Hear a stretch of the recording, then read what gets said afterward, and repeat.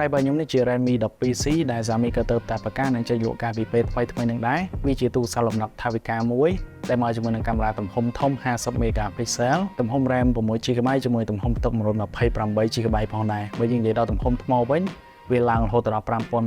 mAh ក៏លេខទៅមើលអេក្រង់ផ្នែកខាងមុខរបស់ Redmi 12C នេះវាមកជាមួយទំហំ 6.71 អ៊ីនការបង្ហាញទៅនេះអាចនិយាយបានថាវាធំសម្រាប់ការទស្សនាវីដេអូឬក៏ការលេងបណ្ដាញសង្គមអីជាដើមអេក្រង់មួយនេះជាអេក្រង់ប្រភេទ IPS LCD display ដែលវាមានកម្រិតពន្លឺ 500 nit ផ្នែកខាងក្រោយនៃទូរស័ព្ទនេះជាអ្វីដែលខ្ញុំស្រឡាញ់និងចាប់អារម្មណ៍ជាងគេគឺបើថ្មីត្បិតទៅវាជាមើលទៅដូចជា plastic មែនប៉ុន្តែទៅ pattern ទៅនឹងការរំលេចចេញផ្នែកសបកខាងក្រោយហ្នឹងគឺដូចយើងឃើញកាឡាបែបដូចជាឈើអញ្ចឹងស្អាតមែនទែន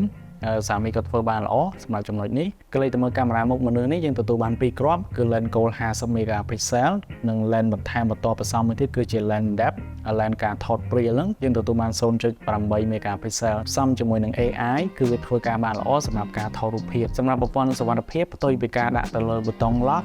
Redmi 12C នេះគឺទទួលបានផ្នែកខាងក្រោយវិញជាមួយនឹងការ scan ក្រយៅដៃហើយតាមបទពិសោធន៍របស់ខ្ញុំជាមួយនឹងការ scan ហើយវាធ្វើការដោះសោបានល្អរៀងរាល់ដែលខ្ញុំដាក់ម្រាមដៃនៅលើការ scan ហ្នឹងគឺវាដោះបានទៀងទាត់និងសុក្រិតផងដែរ Redmi 12C នេះដំណើរការដោយមាន UI 13ដែលយើងនិយាយទៅដល់ chip របស់វាវិញវាដំណើរការដោយ chip MediaTek Helio G85 ដែលមានទំហំ 12 nanometer តាមបទពិសោធន៍នៃការលេងហ្គេមរបស់ខ្ញុំវាអាចដំណើរការហ្គេមបានល្អគួរសមបើថ្មីត្បិតតែវាមិនជា chip មួយដែលខ្លាំងនៅក្នុងទីផ្សារប៉ុន្តែដោយសារសម្រាប់ថវិកាប៉ុណ្នេះយើងទទួលបាន chip ប៉ុណ្ណឹងខ្ញុំគិតថាយើងអាចទទួលយកបាន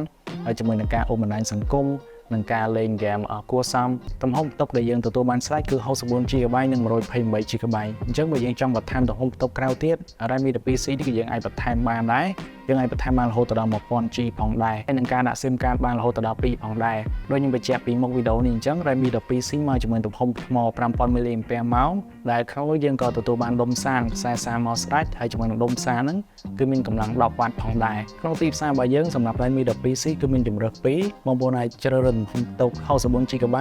ជាមួយនឹង RAM 4GB ដែលវាមកជាមួយតម្លៃខ្លួន$139ហើយសម្រាប់ទំហំផ្ទុក 128GB ជាមួយនឹង RAM 6GB វាមកជាមួយតម្លៃខ្លួន$159ជាមួយនឹងទូរស័ព្ទដែលមានលំដាប់ថវិកាប៉ុណ្នេះ